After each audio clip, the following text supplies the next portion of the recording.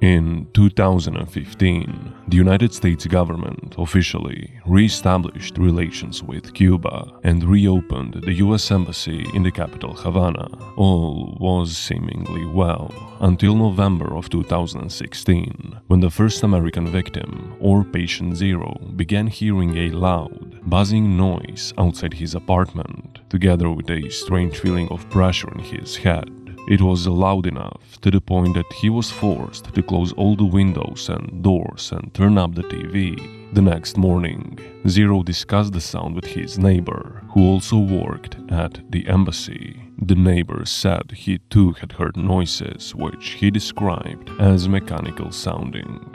Now, this might seem random and harmless at first. However, this event was just one piece of the infinite puzzle. This is the story of the mysterious noise attacks.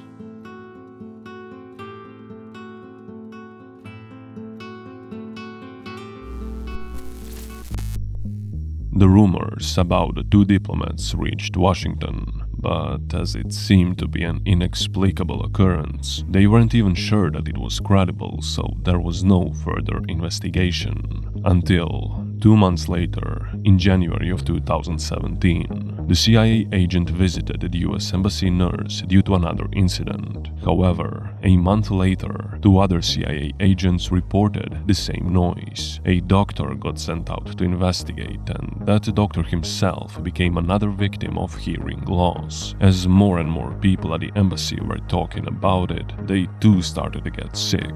In all, some 24 people were eventually evacuated for testing and treatment. The symptoms seemed to suggest some kind of a brain injury, and they were as diverse as they were terrifying.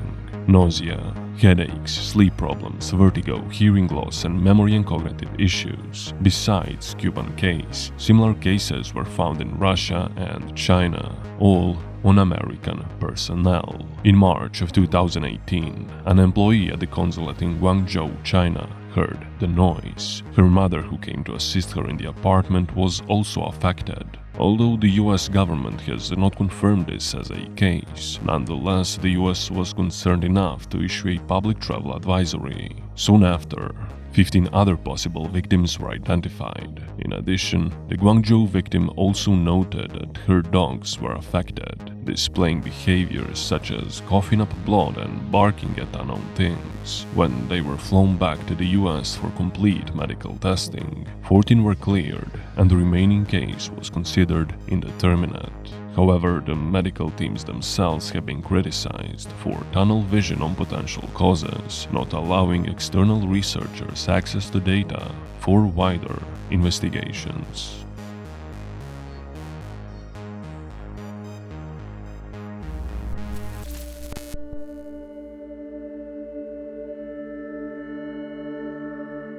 Now that we've discussed the sickness and the seriousness of this phenomenon, you're certainly wondering what was the motive for an alleged attack and where did that noise come from. It's no surprise that this event caused the alarm amongst the American embassy leadership in Havana, who made complaints to the Cuban government of what they considered an act of war. As a result, American personnel in Cuba were cut by 60%. They claimed that some kind of acoustic weapon had been secretly aimed at the diplomats in an effort to reduce them to brain-damaged zombies. But could this really be the case? As we all know, the United States and Cuba are not really the friendliest countries, since there has been a lot of tension in the past. Although the Cold War is long gone, it is still illegal for the US corporations to do business with Cuba, so the motive might lay in the history.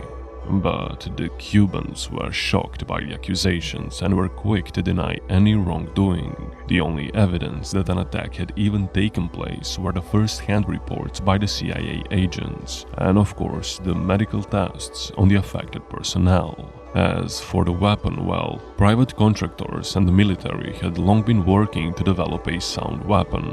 There had been some limited success with the devices designed to cause excruciating ear pain to disperse mobs on the ground and pirates at sea. So it really wouldn't be a surprise if an old rival was working on the same technology.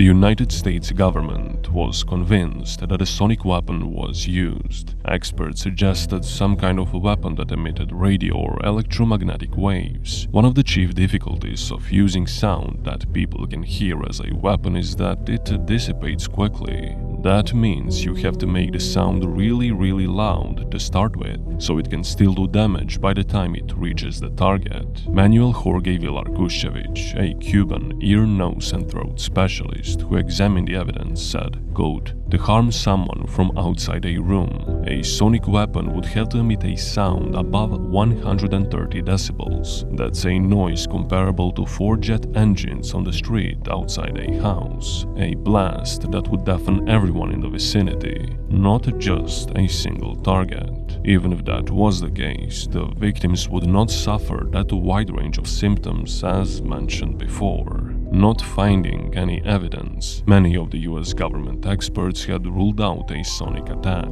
The FBI revealed that it had investigated sound waves below the range of human hearing, those we can hear and those above our hearing range. The conclusion: there was no evidence of sonic weapon that would explain the physical symptoms experienced by the diplomats, and the government was no closer to finding a culprit. The more logical explanation would lie in psychogenic illness or mass hysteria. Mass hysteria is also described as convergent disorder, in which a person has psychological symptoms affecting the nervous system in the absence of a physical cause of illness, and which may appear in reaction to psychological distress. Even though more logical, it is still not the case, because in July of 2019 a new study was published in the Journal of the American Medical Association by the UPenn team, who have been investigating the issue for the government. This report used advanced brain imaging techniques and compared the brains of 40 affected US personnel to a control sample of healthy people. The study found significantly less brain matter in the affected sample compared to the control, as well as problems in the functional connectivity parts of the brain that process sound and visual spatial input. The study's lead author said that these results support the claim that Havana syndrome is not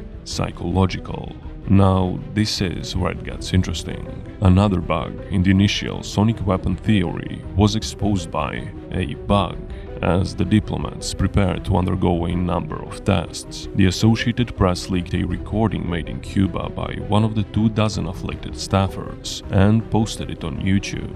Although the sound had been described in a number of contradictory ways, some of those who heard it experienced something like a high-pitched, high-frequency noise. In short, it sounded like chirping.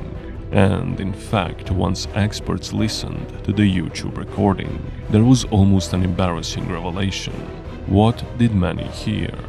Crickets.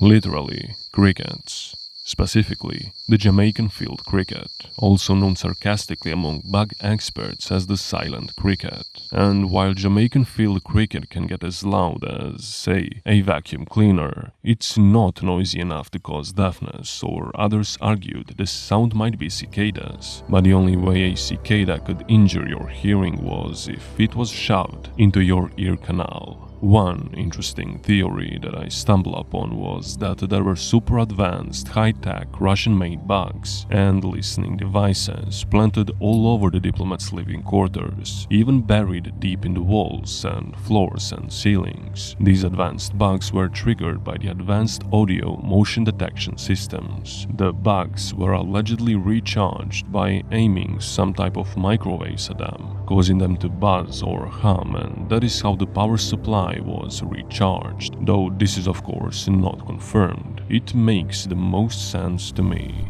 Make sure to let me know what you think happened. I'm really curious to read your opinion on this case. Anyway, other than the physical evidence that a significant number of people have all been injured in the same way, and that all those people were in some way connected to US and Canadian diplomatic missions, this phenomenon remains unsolved. By the way, there's a link to the sound in the description below if you really want to hear it. But I warn you, you might die. Just kidding. Or am I? Anyway, we've came to an end and you know what that means. Drop that like button to help us out a little. And of course, make sure to subscribe if you wanna stay updated on new videos. Thank you so much for watching and I will see you in the next one. Stay scared, friends. Cheers.